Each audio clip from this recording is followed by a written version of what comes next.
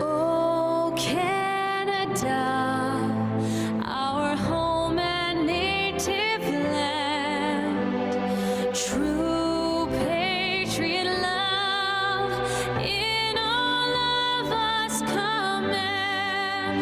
Car ton bras s'est porté l'épée, il s'est porté la croix. Ton histoire est une épopée des plus brillants exploits.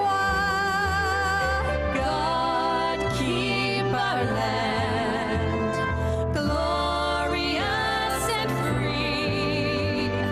Oh, Canada, we stand on guard for thee. Oh, Canada, we stand on guard for thee.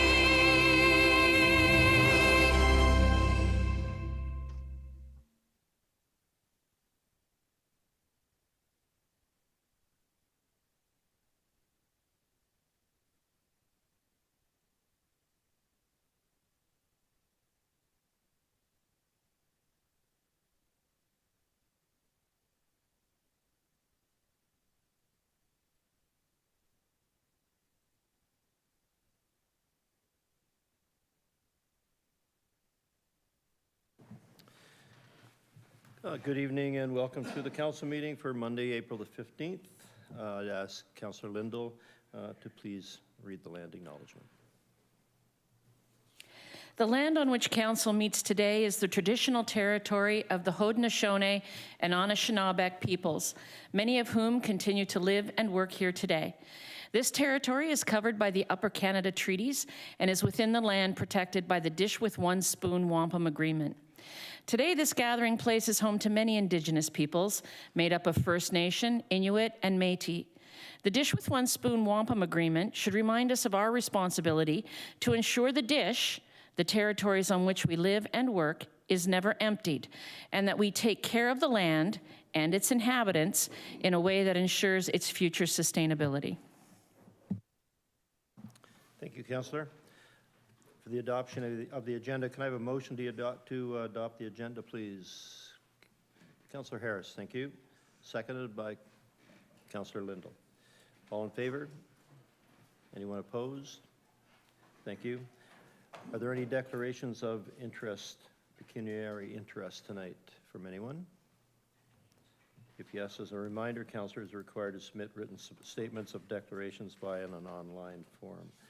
Tonight, we'll be given presentations regarding municipal works and community recreation and culture services tree management framework, aligning to the city's strategic plan.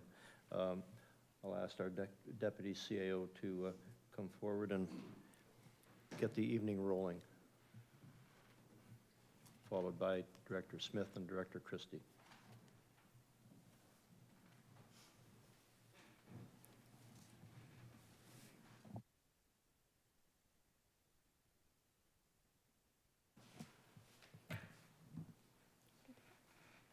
Go ahead, it's all yours.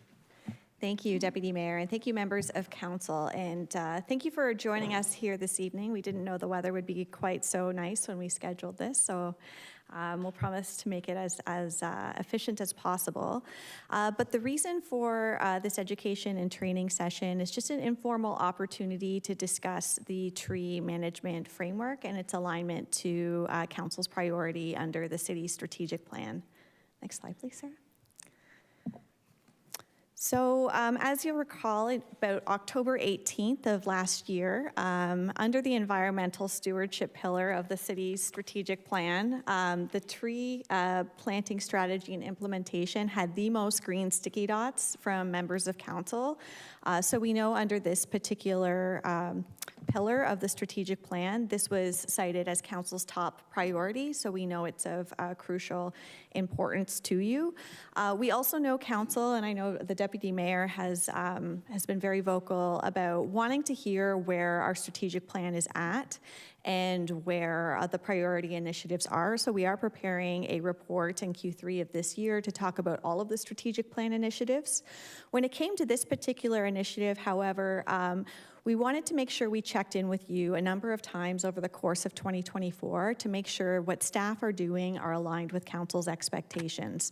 So this is a really informal opportunity to let you know how we're starting to move forward in implementing council's direction on this priority, and to check in with you to see if we're on the right track. No decision, it's an education and training session tonight, but just an opportunity to ask questions, to give feedback, and to make sure that we hit the mark when it comes to implementing this over the course of 2024, setting it up for success, and then moving forward in future years. Next slide, please, Sarah. There's also a couple of major reports that are going to be coming forward this year at council's direction. The biggest is coming in Q3. We know during the budget deliberations in January, council has asked for service delivery model opportunities related to the entirety of the city's tree management program. So we're absolutely committed to bringing that forward. When we were starting to put our heads to that report, we realized a couple of direction points are necessary along the way. So in order to make sure that we provide you all the information you require to make informed decisions, that really requires reconfirming a tree canopy target so that we can work backwards from there when we are preparing that report in Q3.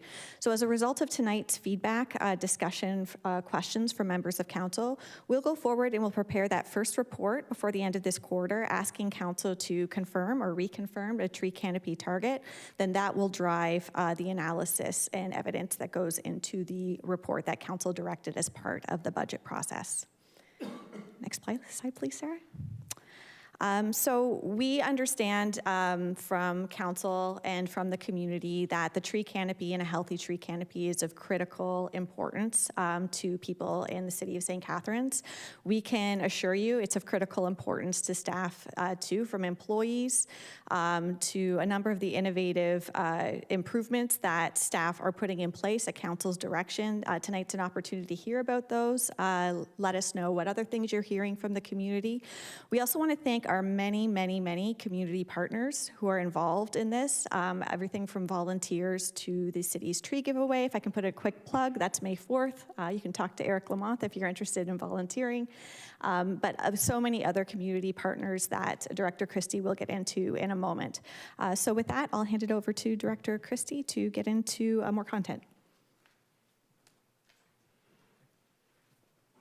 Thanks, Erin. Through the next few slides, I'll try and show the city's efforts as it relates to the management of the tree canopy. Trees require care and attention during its life cycle, and this slide aims to show that the responsibility rests primarily on Municipal Works and CRCS working together. We go through a transparent procurement process to find a suitable tree planting contractor and a tree supplier to meet the city's annual planting needs. Once the appropriate vendors are selected, we manage the relationship and the contract with those vendors and hold them accountable to the terms of the agreements and pre and post the supply and planting periods, which include warranty claims, watering, and stake removals. Once the trees have taken root and the warranty runs out at about the 2-year mark, Municipal Works takes over and maintains the trees, identifies those which need to be removed and replaced, and perform stump removals of dead or diseased trees. Next slide, please. This slide shows that much consideration is given to the tree planting process, and CRCS and Municipal Works staff work collaboratively with our vendors and our community partners to meet the requirements to ensure that we have an environment where newly planted trees can thrive. So this is a timeline, if you will, of the efforts that we have to put in and go through to make sure that the newly planted trees can in fact grow and be healthy. Next slide, please. Thank you. As a result of the urban forestry management plan and feedback that we've received from public consultation and the Green Advisory Committee, these 4 pillars were developed to establish a framework for tree management. While changes have occurred in each of these areas, such as improvements in technology and threats, unfortunately, to the existing canopy, the framework has provided staff with a solid base to work with. So we've been following the recipe, if you will, by addressing each of these pillars. Significant efforts have been made in each of these pillars, and staff continue to find new ways to enhance each of these efforts. Every year, we're looking for more community partners so we can plant more trees. For each tree giveaway, careful consideration is given to the species of trees that are made available, and new approaches helpful to tree protection are introduced, and the overall management of the contracts with our contractor has gained positive momentum as our relationship with the vendor strengthens over time. Next slide, please. The tree management framework was presented to and approved by Council in 2017.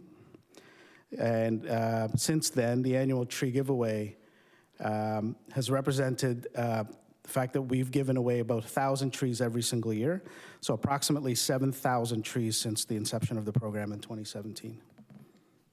Next slide, please. Some interesting numbers to share with you.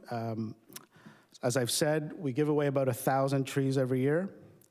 About 1,400 trees are planted in city parks when we work with community groups.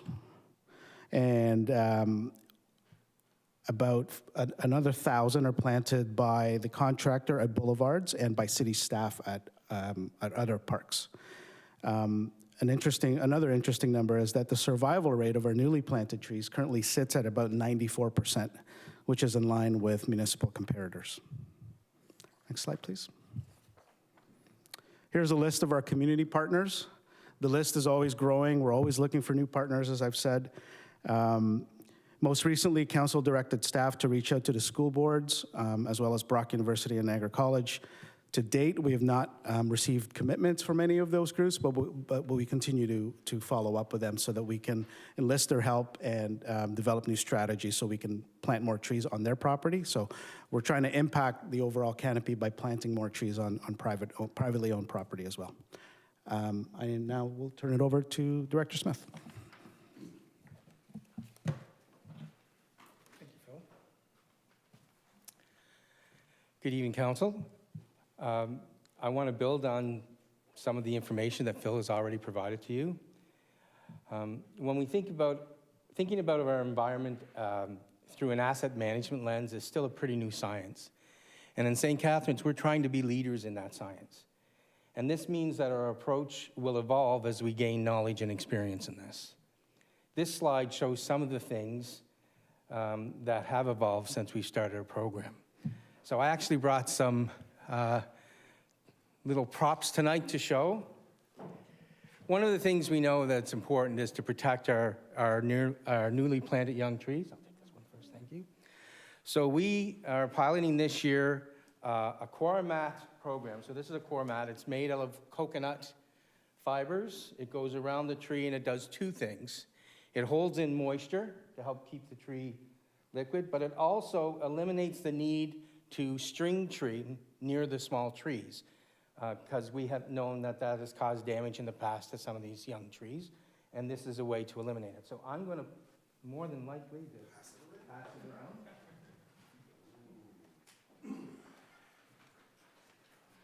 Another thing that we have is a watering bag. What's the type? Watering bag. Watering bag. Yeah. So this zips around the tree. And every single new tree that we plant, I should get back to the mic, every single new tree that we plant through the contract will get one of these watering bags. This zips up, and we do get a lot of questions about it, believe it or not. When you fill the bag, I'm holding it the wrong side up, so that'll show you, right? When you fill the bag, there is a little slit here that you use to fill. Sometimes we get people just pouring the water through the center of the bag, and that will not work. So again, these are some of the things that we've put into place since the last tree contract went out to help protect the young trees.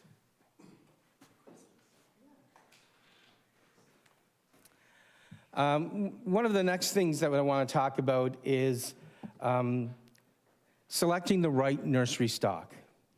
We try to find stock that is both hardy and diverse. One of the things that happens by choosing a diverse stock is it makes our canopy more resilient to invasive species, such as the oak wilt bite or any others that come along. It has a limited impact on the overall canopy. We also need to choose the right location to maximize the chance of survival. And St. Catharines has some challenges in this area. The region has recently done a report that shows that only about 21% of the land within the urban area of St. Catharines is considered green and has the possibility, and I say possibility, for planting because not all green space is suitable for planting. We're going to talk about tree removal a bit more farther on in the presentation, but on average, we remove between 230 and 250 trees per year that are dead, dying, or diseased. Next slide, please. So this slide shows the green area that I hope you can see, shows all the current open space parkland that we have within the city. And it's works out to about 5.5 square kilometers of parkland. I wanted to share a few numbers on this slide that we've come to with respect to what a tree canopy means. So when we talk about a tree canopy percentage, we're talking a percentage of tree coverage as compared to the overall area of the city of St. Catharines. The city of St. Catharines is just under 100 square kilometers. So a 30% coverage would be just about 33 square kilometers. It's just under 33 square kilometers. Currently, based on the latest region report, we have about 22% tree canopy coverage, which works out to a little over 21 square kilometers of tree coverage. So to make the tree coverage 30% goal, we would have to find another 11 square kilometers of planting space. Now, that is significant because all the green space that we have, so if we were willing to turn every park that we have into trees, we would still be about 5.5 square kilometers short of what's required. So this shows that we cannot achieve this on our own. We need the private partners to work with us for us to make our tree canopy targets. There are some boulevard areas available, which adds to our ability of canopy coverage, but boulevard planting has some challenges all their own. Mostly there's limited soil volume, there's poor, disturbed, and often contaminated soils in the area. Road salt is, even though we try to manage road salt, it is still impacts the trees that are planted in the boulevard. There's underground and overhead infrastructure that we have to contend with, and unfortunately also there's some vandalism. So even though there's some opportunity in boulevards, we will never make up the required space in boulevard use alone. Next slide, please. Sorry. Got a little yellow note order here because I had to change my notes up. So here we go. Since the introduction of the tree management framework in 2017, with council support, the city has experienced continuous growth, no pun intended, within our tree management and our canopy growth. Our survival rates keep improving. We continue the tree giveaways, which are highly successful, and there's a high demand. We feel that we've come to a number that seems supported by the community, so we're not at this point looking to do a massive increase in the tree giveaway until some other factors maybe come into play with some other partners. We have changed the way we think about things. We think about trees as a natural asset that we need to protect and preserve. We now have a natural asset management plan as part of the city's overall asset management plan. As part of this plan, data collection has made major leaps forward. So when we first started this in 2017, we used Trio code for our information for the basis of determining the canopy. That was the best information that was available at the time. But now there's more accurate data collection methods out there, including drone activity. The city has a drone. We can fly a park. We can determine tree species using the drone. The region used satellite imagery as part of their determination of the tree canopy. All of this goes to show that our tree inventory technology is constantly changing, and we will continue to adapt and improve as the technology makes that available. Next slide, please. So I want to take a little time to talk about the tree maintenance model. As you've heard me say before with other assets, similarly to those, we need to transition from a reactive to a proactive maintenance model for our natural assets. We have made some strides, but there's still a way to go. A proactive maintenance model will help maintain a healthy tree structure, will eliminate and reduce risk associated with liabilities from dying trees, and make our tree canopy more resilient. We've also changed our approach to tree removals.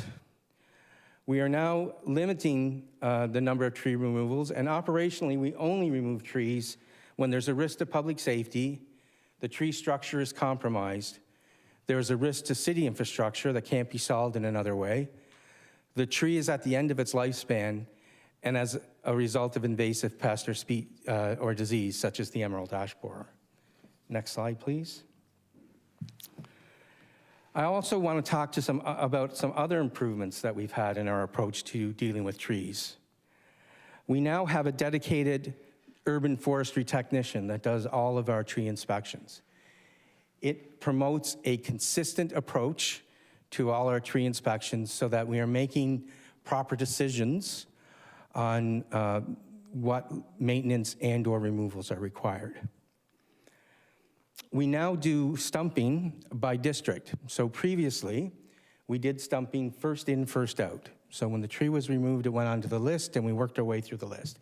This is a very inefficient way to do that because we waste a lot of travel time as we move the crews back and forth across the city to do this work. So we now go in and do stumping by district. And that has helped us significantly reduce the backlog in stumping. By better planning and better use of our resources, since 2017, our backlog of work orders in the forestry section has reduced from over 4,000 to approximately 950 so far in 2024. And we continue to make gains every year. Next slide, please. So I want to talk about our two proactive maintenance programs that we are working towards implementing. Some you've heard before in front of council previously. That's the juvenile tree pruning program, and the other one is block pruning. Next slide, please. So juvenile tree planting program is just that. We get to a tree when it's young, before it gets into a problem growth structure. And what it does is it develops a strong growth form. It eliminates, again, liability and risk in the future. It helps us create clearance for vehicles and pedestrians as the tree grows. We can remove broken, dead, or dying and diseased branches from the tree to promote the tree health. And we help eliminate the potential for future storm damage. The second model that we would like to do is a block pruning model. And a block pruning model is just that. It's sending crews proactively through the areas of the city to go down a street. They look for issues, they resolve issues as they go, again, before they develop into something where either we have to remove the tree or there's a liability and risk to the public. We are still working through the details of this and what we need to do this program, but we're looking at probably a 10-year cycle, which would mean every street in the city would be visited once every 10 years. As the juvenile program and the block program take hold, that number can probably be increased to probably a 15-year cycle. But again, that's something that we have to work through the details. So the advantages of having a block pruning program is we, again, focus on pruning entire streets within a given district, so it's very efficient. We go district by district and get the work done. We're proactively identifying hazards. We're proactively pruning trees for a better overall structure, and we're identifying and removing trees that are a high risk before they become a liability issue. So just a bit of a summary. The tree and forestry coverage, again, refers to the fixed area of ground covered by tree crowns. It's a percentage of the total area of the city. The coverage includes large forested area, as well as small tree stands, hedgerows, individual trees, boulevard trees, and private trees. And in 2017, Council adopted a 30% tree canopy coverage goal, which was the standard set by the International Society of Arboriculture and adopted by the region of Niagara at the time. Next slide, please. And I will now turn it back over to the Deputy CAO. Thank you. Thank you, Director Smith. And before we get to hearing from Council, I just wanted to acknowledge Mike Kraft, our horticulture technician, who, in addition to working tirelessly on our tree planting every day, turns volunteer high school students into tree experts twice a year at the tree giveaways. So thanks very much, Mike, for being here this evening. Really what we're hoping to get from you tonight is, are we on the right track? Right now, we have a 2017 council directive to go towards a 30% tree canopy target. When we bring the report, first report forward later this quarter, that's our plan right now in terms of what we need to get there to reaffirm that target. And then once we do have that target or a target from council, if council wants a different direction on a target, we can certainly look into alternative scenarios. As Director Smith mentioned, 30% and higher really requires some creative thinking given the land that we have at our disposal within the city of St. Catharines, but that's certainly something we can do. So question number one is, how might we establish or reconfirm a shared tree canopy target? When we bring that report forward, are we on the right track? And then any information you have not heard today that might help you make an informed choice. Are there things you're hearing from the community that weren't reflected today that we need line of sight to? We know these are conversations you have in your wards and your neighborhoods all the time. So the more information we get from you this evening, the more we'll be able to hit the mark and make sure the work that staff are doing are aligned with council's expectations and the community's expectations. Sarah, would you mind going forward one more? Oh, sorry, get forward. Yep, so as I mentioned, we'll review the feedback provided at council at today's workshop. Report 1 will come to council in Q2. What we'd probably ask is just a target be set at that time, and what the Q3 report will do, we'll give council a variety of scenarios for the timeline that it would take to meet that target at different levels of investment under different service delivery scenarios, but we do need that target first, and tonight's the first step in that. Okay, next slide, please, sir. Just wanted to say thank you to council for your leadership on this file, for making this such a high priority with the environmental pillar within the strategic plan. Thank you to our community partners and advocates on this file, and thank you to the many staff across the corporation, both within municipal works and CRCS and throughout PBS and across the corporation who are committed to the city's urban tree canopy. And Sarah, if you could just go back 2 slides to the discussion questions just to assist. Thank you. Thank you, Deputy Mayor.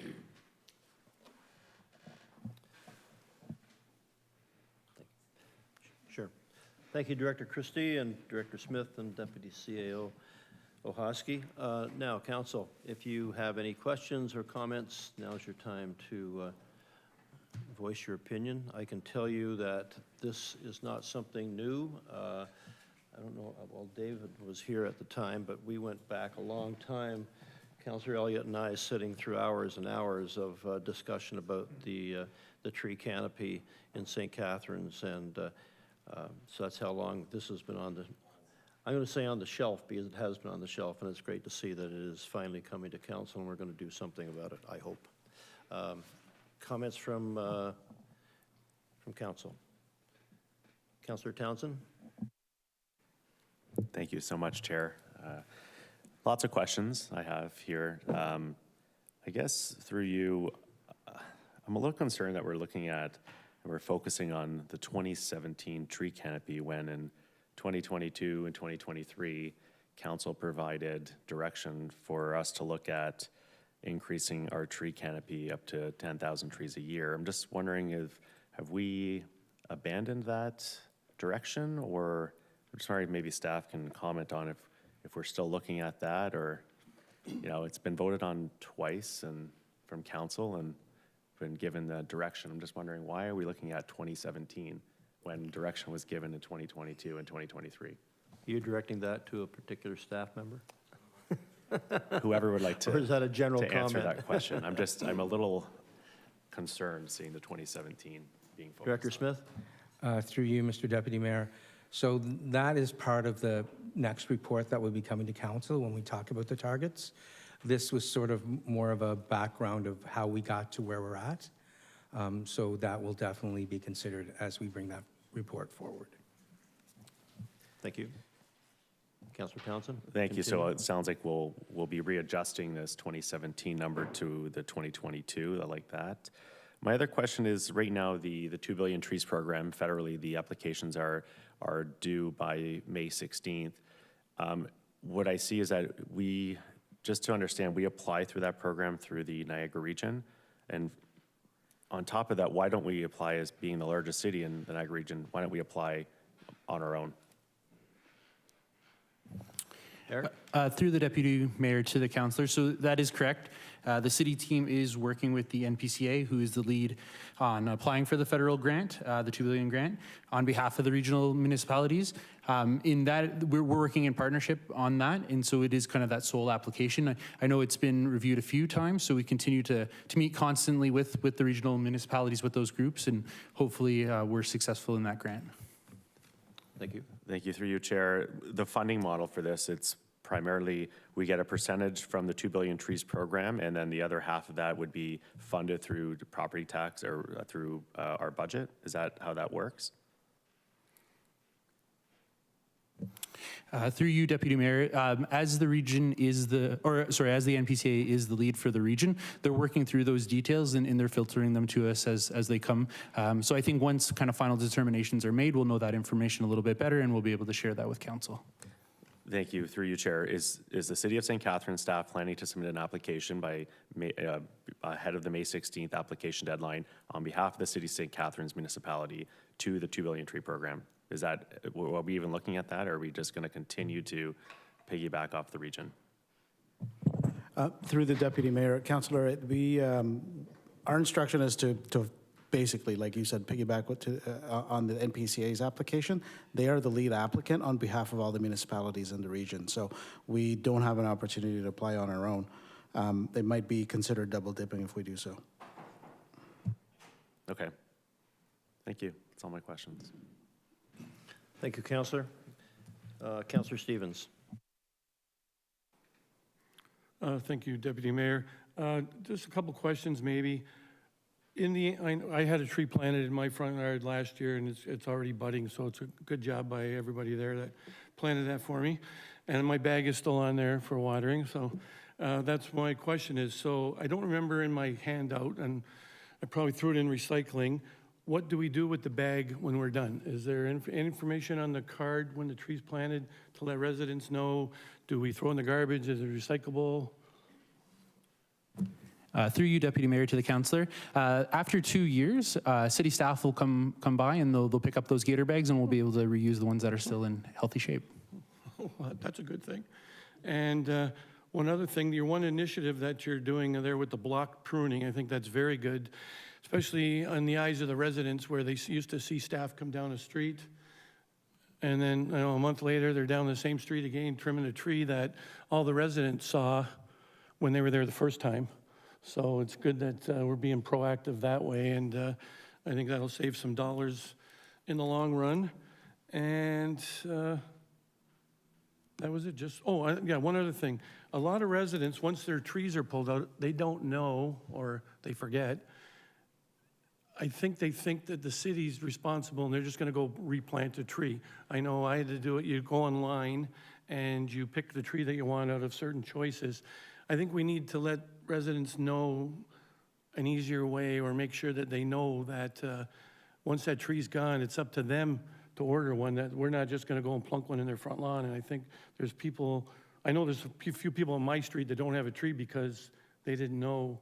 They just thought you guys, were gonna come back and plant a tree. So I think we might need a little bit more education on that or something. Through you, Deputy Mayor, to the councillor.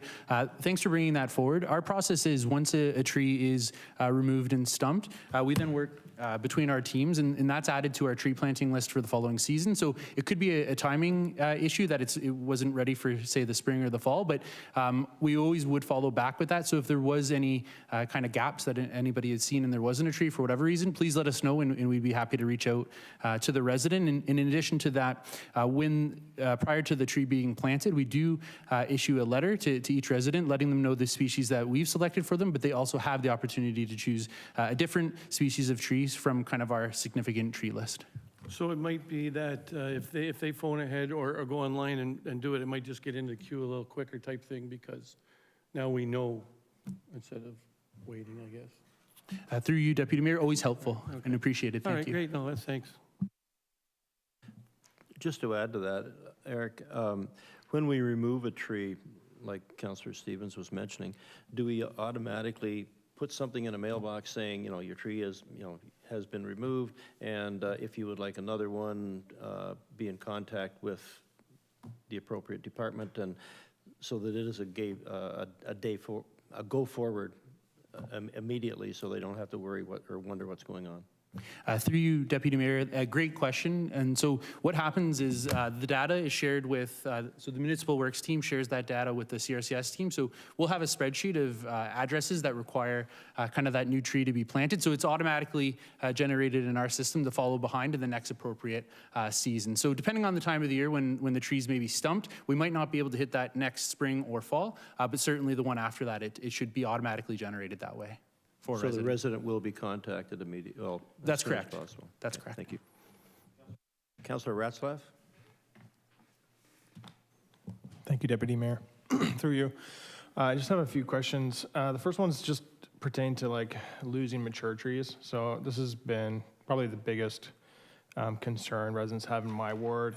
It's an older ward, so we have some really mature trees. And I'm just wondering, how do we make sure we don't lose all the mature trees? I mean, in some cases, what I've heard is that the tree was probably planted in a boulevard that was too small for it, and so it's a case of kind of risk management.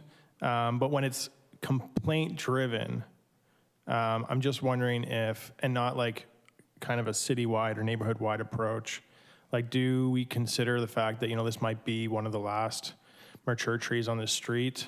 And leave it because, the benefits outweigh the risks. And how do we, that's the first question. Mature trees in mature neighborhoods, how are we making sure we don't lose all of them? Through you, Mr. Director Smith? Through you, Mr. Deputy Mayor, I'll start off and I'll, Dan can jump in.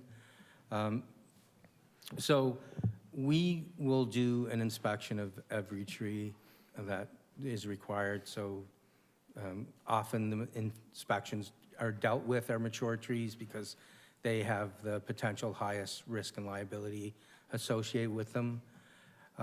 We do, as stated in the presentation, we have changed our approach. So, 10, 15 years ago, if a mature tree was getting near its end of life, even though it had some life in it, we would tend to take those down. Now that's not the case. We want to get the maximum lifespan out of that asset. So unless there is a risk to the public, a risk to city infrastructure, the structure of the tree is compromised, we will not remove it. Dan said I did okay, so. Councillor, anything else? Yeah, so So just continuing on the theme of kind of mature trees, how are we ensuring that the trees that we're planting reach maturity? Like, I mean, you talked about a bunch of things that you're doing, like early pruning, but are we evaluating how we're doing in terms of our inventory and the health of our trees as we progress? Through you, Mr. Deputy Mayor, once again, I'll start off, and I think Dan will definitely have something to add to here. So we're in a continuous improvement model when it comes to green infrastructure. We are striving to be a leader in this area. We're striving to develop a good, solid green asset management plan to a natural asset management plan to help maintain our natural assets to the best of our ability. It means that we consider trees as a asset, and we compare it through a proper risk analysis as we would do any other asset that we have. So we don't automatically, take a tree and it becomes, for lack of a better term, a second-class citizen when we look at other infrastructure in the area. To do that, it means proper maintenance programs, proper growth programs, proper planting programs. We made great strides in the last planting contract that we put out. We sat down as a group and went through and said, what are we doing well with this planting process? What can we do better? And some of those things that came out of it were the core mats, the gator bags, better control of the contractor. So we've put better controls in place. And then I will hand it over to Dan to talk about some of the maintenance issues side of it. Thank you. Through you, Mr. Deputy Mayor. Some of the other things that we are looking at, like we had in the presentation, is the juvenile tree pruning. That would be very crucial after the tree has been planted and is established. Some of the most important things that will do to help that tree reach maturity and ultimately last for a long time is to correct structure and form issues that will cause a lot of issues down the road. You can make a couple small snips on a very young tree, whereas if you don't touch that tree for the entirety of its life, you're looking at large codominant stems that might break during a storm, large wounds that you might have to otherwise take off the tree in the future. So by implementing a program like that, you're really doing a small amount of work, and you're ensuring that down the road, you don't have to worry about a tremendous amount of maintenance. Yeah, that's helpful. I just do want to stress that, like, this is the concern that we have heard, is just residents concerned about mature trees and how we can save as many of them as we can. So, anything we can do to continue to take that to heart and figure out how we can save some of these mature trees, especially in areas that, like in the north end, I suspect there'll be times where a lot of the trees have reached their maturity all at the same time, or a lot of the trees that were planted when the neighborhoods were built. And I'm sure you're thinking about that, but I just want to make that point. And then in terms of the inventory tracking and the health of the trees, have we ever considered, I know other cities have public maps and live inventories. I'm just thinking in terms of, again, communicating with the public and kind of being in a position where we're better able to partner with community partners. Sometimes these maps can help. Has this been something that's come across staff's desk? Through you, Mr. Deputy Mayor. So one of the things that was on the slides, I didn't really talk about it, was our new ARM software that's coming into place that will have a public dashboard. We'll be able to feed information into that dashboard that we don't have the capability of doing now. Part of that can simply be tree planting, tree maintenance, links to the maps that show the tree canopy within the city. So we have that opportunity to grow into that. The technology that we have in place right at the moment wouldn't support that, but it is coming soon. Oh, that's great. I look forward to seeing that, and I'm sure our community partners do as well. My last just topic of questions concerns the coverage of our 30% goal, and the fact that, you pointed out, I think rightly so, that it requires private partnerships. So kind of my two questions in this regard. The first one, I guess, isn't related to private partnerships, but areas in the city where maybe the boulevard isn't big enough, but we have a massive road allowance. Have we ever considered planting trees on the road allowance? Or do we do that? Maybe we do that. Yeah. Through you, Mr. Deputy Mayor, we do. We will utilize any suitable space within the road allowance for tree planting. So what kind of feedback have you got from residents when they see you planting a tree on their front lawn?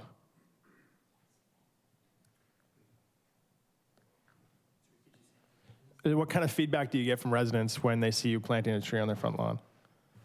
Through you, Mr. Deputy Mayor, always positive. So as we said earlier, there is an opportunity when there's a letter drop. So often, if there's any negative feedback to that, we'd hear it before the tree is actually planted. So typically when the contractor's there and planting, it's a very positive experience.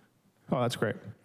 And then, I mean, both that question and the next one, I think is really also important because, if we want to encourage more active transportation in our city, you don't notice as much when you're in an air-conditioned car, but when a street has no trees, it's terrible to walk on. And if you're pushing anything or if you have accessibility issues, it's almost unbearable. So the other spot, though, that's like this are massive parking lots. And have we, when we talk about private partnerships and reaching our 30% goal, tree canopy goal coverage, has there been any exploration into how we can encourage, if we can't get rid of these parking lots, can we at least have trees planted on them because they're like massive deserts that are terrible to walk across in the summer? Through you, Mr. Deputy Mayor, that is a great suggestion that we can bring forward to look at as we bring the report back in next quarter on our targets. Wonderful. Yeah, that concludes my questions. Thanks for entertaining those thoughts and questions for me. Thank you, Councillor. Now we'll go to Councillor Williamson. Thank you, Mr. Deputy Mayor. I guess I might have some questions in here, but I just want to kind of just make some comments. There has been some really fantastic and interesting new research on trees, particularly in forests, and how trees and forests connect, even communicate with each other through their extended root systems, through mycelium and fungi in the soil, and how mature trees, some of them are the hub trees and somewhat act as mother trees and do play an important role. It may not be exactly the same in an urban forestry situation, but sometimes I think that mature trees get a bad rap, and there's some misguided thinking in terms of the fact that mature trees are less valuable than younger trees, because every year an older tree, because it's much larger, grows and adds to its overall biomass and has a relatively more important role in absorbing carbon dioxide and emitting oxygen through photosynthesis and retaining moisture and cooling surrounding areas through evapotranspiration and shade. And to Councillor Ratzlaff's point, there's some municipalities that are actually engaging in, I think there was an article in recent local publication about microforests and how some places they're actually taking up some hard surface and replacing it with some naturalized spaces. So hopefully that's something we can do, but that might be a little bit forward thinking at this stage. We got some basics we need to contend with. I guess I think to me the biggest challenge is where are we going to find enough room for the number of trees that we want to plant. And as Director Smith, I think, pointed out, we're short 11 square kilometers or so in public land. So we definitely are going to have to partner on private lands. I think we've debated the private tree bylaw maybe 3 times in my time on council.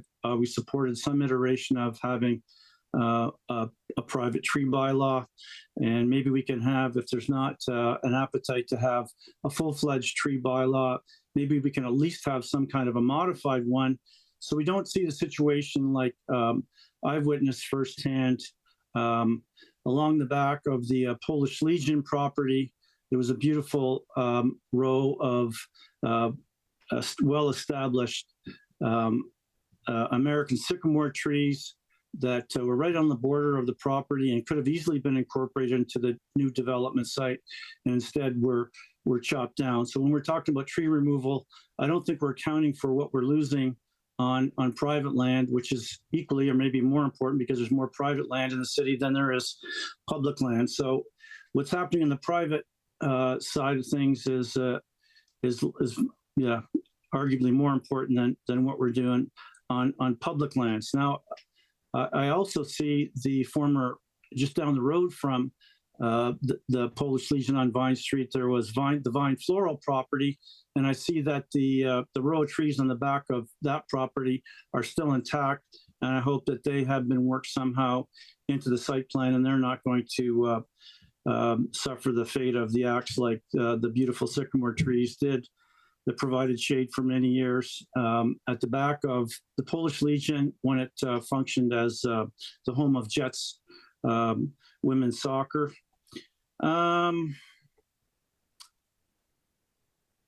In terms of, the idea, if you can't measure it, you can't improve it, or if you can't measure it, it doesn't necessarily even exist. And Mr. Smith mentioned potential partnership with the Niagara region and their mapping, their geographic information system that they've established. I know we previously did use the TRIO code. I just wonder, maybe that's a question I guess I have to Mr. Smith, are we going to actively partner up with the region so we have good data on what exactly our canopy consists of? So yeah, that's a question to Mr. Smith or to Mr. Christie, whoever would like to answer it. Through you, Mr. Deputy Mayor. So yes, we will be actively working with the region of Niagara on using their information. They have offered to the local municipalities the ability to tap into that information source, but we will also be looking at to supplement that information with data gathering from our own sources to enhance it. The better the data that we can get, the better the decisions we can make. Thank you. Anything further, Councillor Williamson? Yeah, a couple things. In the report that Niagara Region did, one area where we are facing a challenge is the fact that 21% of our land coverage is impervious surfaces, so hard surfaces. So that is limiting, and if we continue to pave over green spaces, that's going to even add to giving or deduct from the potential spaces that we have to plant trees.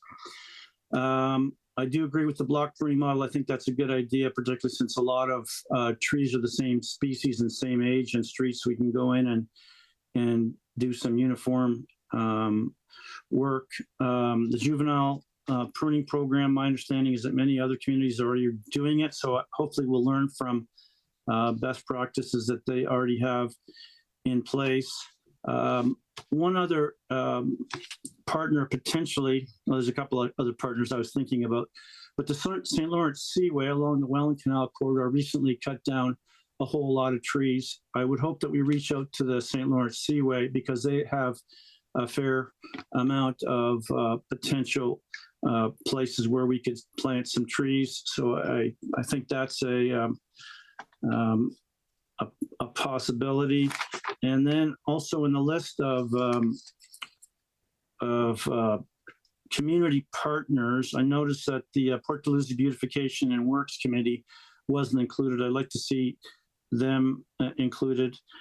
And I do know that Landcare Niagara did come up with a plan for the former Fairview Golf land, and I did not know. I don't know that we've actually ever seen it or responded to it as a municipal entity. And I do have people changing the topic here. I'm covering a lot of ground, but you asked for input, so I'm giving my input. The gator bags are great, but rarely have I seen them having water in them. And we are going to be facing more extremes in our climate, particularly droughts, which we've even encountered over the last various years in the past couple decades.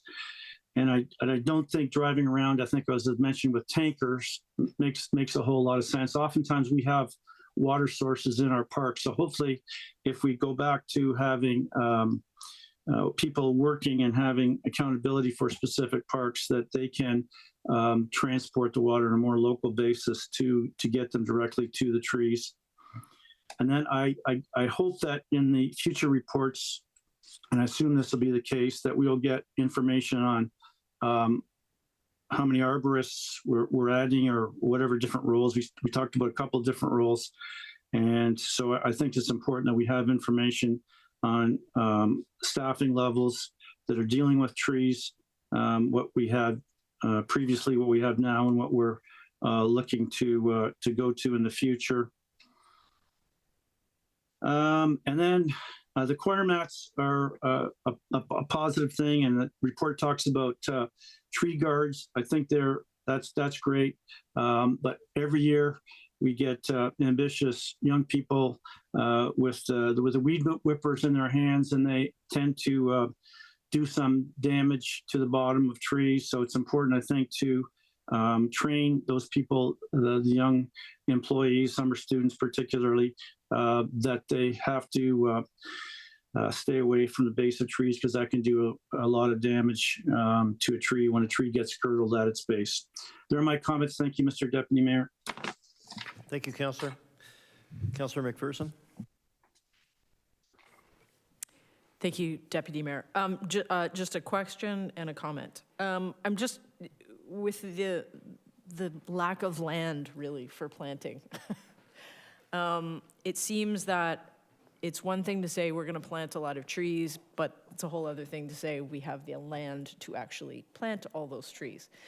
So I'm wondering, is there an opportunity to look at some other models? I mean, when it comes to, not that the 30% tree canopy isn't important, but it also seems like we're going to need a lot of private partners for that. So is there an opportunity to look at something like the 330-300 rule, where it's like 3 trees, you see 3 trees out of every window, 30% tree canopy, and green spaces, within 300 meters. And I know it's ambitious, but I'm just wondering if there's an opportunity to look at that as something that focuses more, not that we shouldn't be focusing on trees, but there's a whole lot of other parts to it.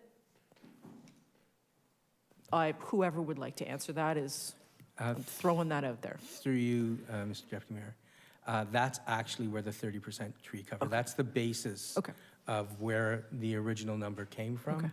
That went in, there's some other numbers that are associated with that, but that's where the target of 30% comes from to meet those guidelines. Okay, thank you. And then the comment I have is, it seems to me that education and communication with residents is an essential part of our tree canopy goals. And last year at FCM, I got a chance to listen to the CAO of Selkirk, Manitoba, very small town in Manitoba of only 10,000 people, I emphasize. And they have a great communication strategy around not just encouraging people to plant trees, but when they have to remove a tree, there's actually a little sign that they put up, which is kind of, they were having a similar problem of residents were like, oh my God, you're cutting down trees. Why are you cutting down trees? And they implemented this communications policy that, you put a little sign up and it literally said after that you take a tree down, don't worry, I'll be back, and then it explained why, one of the 3 or 4 reasons why a tree may have come down. Then when it was, and an approximate timeline, it wasn't a strict timeline, but an approximate timeline of how long it may take for a tree to be replaced. And then when the tree was replaced, they put up another sign that talked about how you care for the tree, so that, and then the importance of it. So it seems to me that if we could have, as part of the report, a communication strategy around how do you engage residents and even private businesses who have giant parking lots or have vast, I can think of some very large open green spaces over on 4th and Martindale, where if we could maybe engage the community in the benefits of having trees, the benefits of doing that, that we could probably or hopefully achieve the goal of 30% a whole lot sooner. But emphasizing it all comes around communications. Thanks. Thank you, Councillor. Excellent ideas. Councillor Kushner. I have his name down here. Thank you, Mr. Deputy Mayor. The question I have is, what happens when a tree, when the tree is stumped? Is the material left there for the neighbors? Are they aware that they can use it? Or is it taken away? Through you, Mr. Deputy Mayor. Yeah. No, the material is taken away. It's not left in the planting hole because over time it would break down and leave a depression in the ground. Okay, but if the neighbors do ask for it, can they obtain the material from the tree stumping? Through you, Mr. Deputy Mayor. If a neighbor did request some of those grindings, I don't think it would be too much of an issue, but we typically take them away to be efficient so we don't have to go back and clean up piles. Okay, when you take them away, where do you take them to? Through you, Mr. Deputy Mayor. We have multiple locations where we dump chips as well as grindings. Different companies take those, process them, and then they do sell them back to the public. Right. Thank you very much. Thank you, Councillor. Councillor Lindell.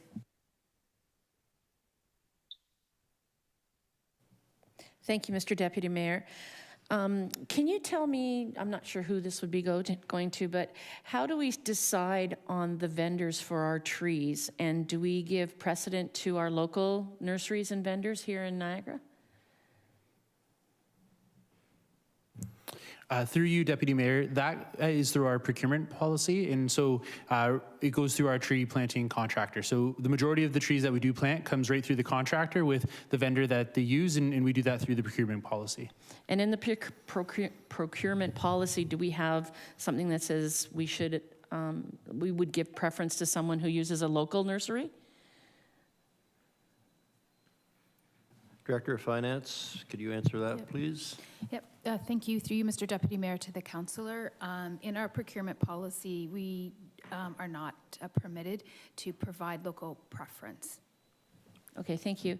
And in relation to partnerships, do we have some sort of partnership with the Ministry of Transportation for planting trees along the highway? Like, if you go down the 406 over by the Penn Center, there's a bunch of fencing that's got graffiti all over it, and maybe if we were able to plant trees along there, it would be a much nicer view than what we have now. Director Smith. Through you, Mr. Deputy Mayor. So we would not be able to plant trees in the corridor, the highway corridor. We can certainly, because we have regular meetings with the MTO, so we can certainly bring that up in our regular meeting to encourage them to partner with us and plant some trees. So if we could take that away and review that, and we'll bring some information back on that in our next report. Okay, and going back to Councillor Stevens and I think it was Councillor Williamson. When it comes to the gator bags and they're filled, we fill them if they're at the parks, but the residents are supposed to fill them if it's on their property, correct? Through the Deputy Mayor to the Councillor, that's correct. So it would be the residents' responsibilities. One thing that I think is maybe useful for everybody as well is the gator bags are to be filled once a week during drought. So when it's a little bit more wet, you don't need to fill the bag. So you'll see them empty more often than you'll see them filled. So I thought that was important to inform Council as well. That is important. Thank you very much. Thank you. That's all I have. Thank you, Councillor. Councillor Garcia.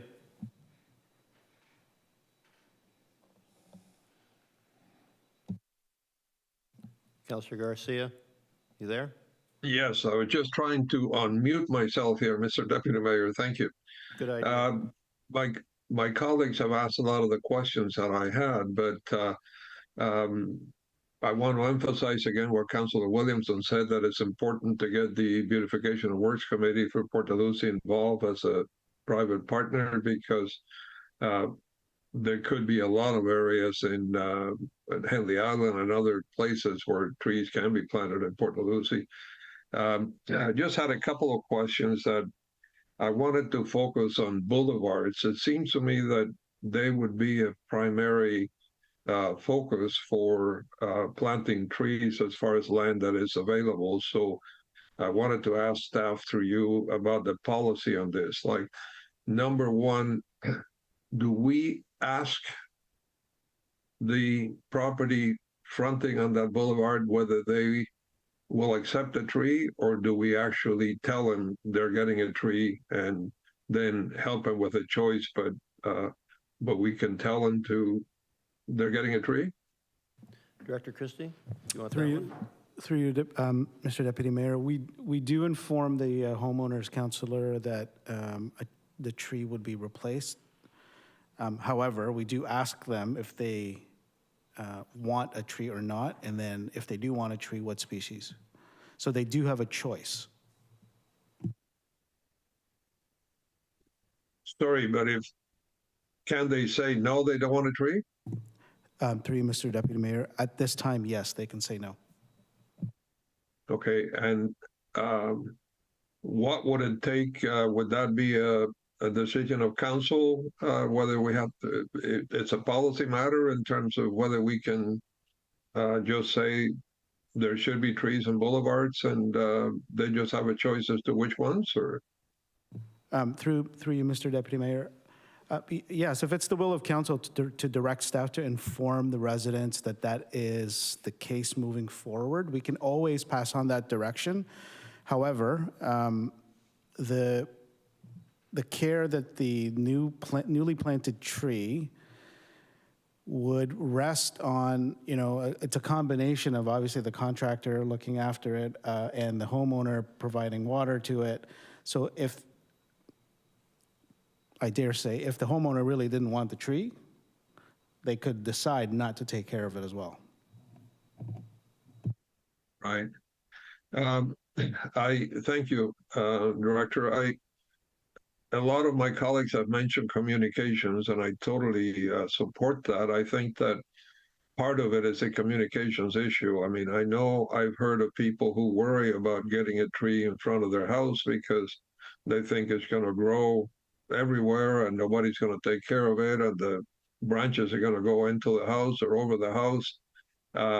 So to the extent that we are going to prune them and maintain them, I think it's important that we communicate that. I think the deputy mayor mentioned at one time that maybe when we remove one or we're ready to plant one, there should be an information flyer that we put in the mailbox just to give the information that they need. So the last question on boulevards is, if a property is wide enough, will you consider putting more than one tree in a boulevard, or is it only one that we normally plant? Through you, Mr. Deputy Mayor, yes, we would take the opportunity to plant as many trees as we can fit in the said area. So yes, possibility of more than one. Okay, thank you. My last comment, Mr. Deputy Mayor, to a question that the Deputy CAO put on the screen in terms of the 30% target. The 30% target seems to be an accepted level everywhere as a guideline, but since we're so far behind, should we actually have a somewhat higher target so that we can strive to get there and hopefully end up at 30? Just a thought, you don't have to comment on that, but just I put that out there in terms of our goal, whether 30% is enough. Thank you, Mr. Deputy Mayor. Those are my questions. Thank you, Councillor. Just before we close, a couple of questions to staff. Last year, we struggled as far as our part-time and student staffing numbers. We didn't get the numbers that we'd hoped to get. What's the forecast for this year? Through to the Deputy Mayor, thankfully this year, it looks like we will be able to hire a full complement. That's great. So hopefully we'll be able to get more boots on the ground in our parks this year doing the job that you're anticipating. To Dan, Dan and his staff, and to councilors that are with us tonight, I'm really fortunate with Councillor Dodge that, as you know, we have Malcolmson Park and Walker's Creek Parks in Grantham Ward. And through Doug Walls, who's the chair of the Friends of Malcolmson, and Della Trojan, who's the Friends of Walker's Creek, the chair there, we go for a stroll. I don't know if we'll call it a stroll, Dan, or not, but we just went with Ian last week, and we actually toured the forest. We went on a walk, and because we're fortunate that we have two really active resident groups that are aware of the needs of those parks. Dan's staff can't, and Phil's staff, they can't know everything there is to know about every park in the city. But if you have a residents group who is dedicated like those two people, those two groups that I just mentioned, our staff is more than willing. In all the years that Councillor Dodge and I have been on council, we've had very good response from that staff to come out, and we identify what the problems are. And if there's problems that can be fixed, they do get done in a reasonable time. And there's never enough time. And there's never enough money, and there's never enough people for all those problems. But some of those problems do get solved.